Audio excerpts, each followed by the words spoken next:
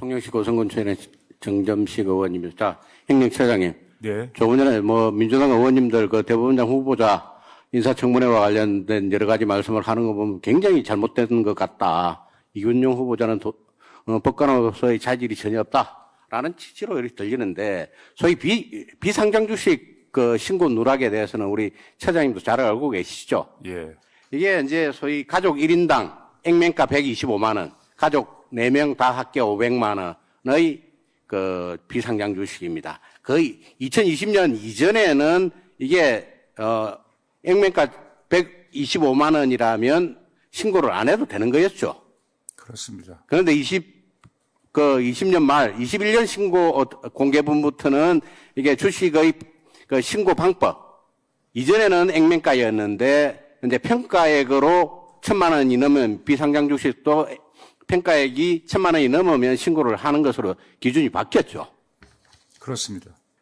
그때 이제 저도 기억을 하는 게 강모 법원장의 경우에는 그 전년도에 비해서 21년 공개분에서 400억 원이 재산이 증가합니다. 처장님도 알고 계신가요? 예. 그렇게 알고 있습니다. 이게 이제 소위 비상장 주식의 신고 기준이 달라지면서 액면가에서 평가액으로 달라지니까 갑자기 400억 원이 재산이 증가를 하게 됩니다. 그거 알고 계셨죠? 네. 그런데 소위 재산이 400억 원이 증가했다고 해가지고 강모 법원장이 어떤 법원 내부나 외부에서 비판을 받은 적이 있습니까? 그렇지 않습니다. 그렇지 않죠. 네. 이균용 후보자의 경우에도 액면가 125만 원의 주식이 거의 2억 정도로 이렇게 2억 넘게 평가 방법이 신고 기준이 달라서 증가했다고, 재산이 더 증가했다. 그러니까 가족 합계 약 10억 상당히 증가를 했다라고 하더라도 법원 내부나 외부에서 400억 원이 증가한 분도 비판이 없었는데 이게 10억 증가했다고 무슨 비판이 있겠습니까? 그렇지 않습니까? 소장님. 그렇습니다. 저희가 그 부분은 후보자께서도 충분히 말씀을 드렸던 거고요.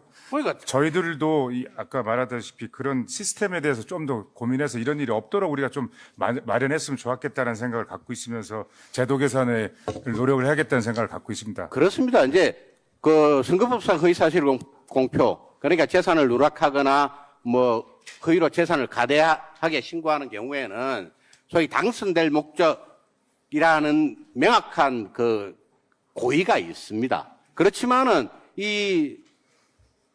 대법원장 후보자의 경우에는 이 비상장 주식의 신고를 누락한다고 하더라도 누락으로 얻을 이익도 없고 신고를 한다고 하더라도 얻을 불이익도 전혀 없는 상태였지 않습니까? 전적으로 제가 보는 관점에서는 단순 과실에 불과한 거다. 그런데 민주당이 이 부분을 침소봉대를 한 거다라고 생각하는데 거기에 대해서는 우리 처장님 어떻게 생각하세요?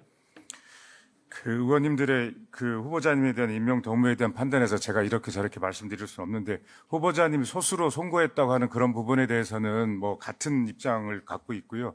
저희들이 전체적으로는 이왕 부결이 다 돼서 이렇게 됐는데 후보자님들이 법관으로서 한 30년 동안 걸어왔던 여러 가지 판결이랄까 이런 생각 같은 것들이 이 부결 이후에도 계속 너무 이렇게 낮게 평가되고 그런 부분에 대해서는 그냥 동료 선배로서나 동료로서 좀 그런 부분들이 좀 정리가 되었으면 좋겠다 이런 생각을 갖고 있습니다. 결국 이제 처장님 생각은 이 후보자의 30여 년간의 이러는 법관 생활이 이런 단순한 실수로 인해 가지고 전부 부정되는 것에 대해서는 굉장히 안타깝게 생각한다라는 취지의 말씀이시죠.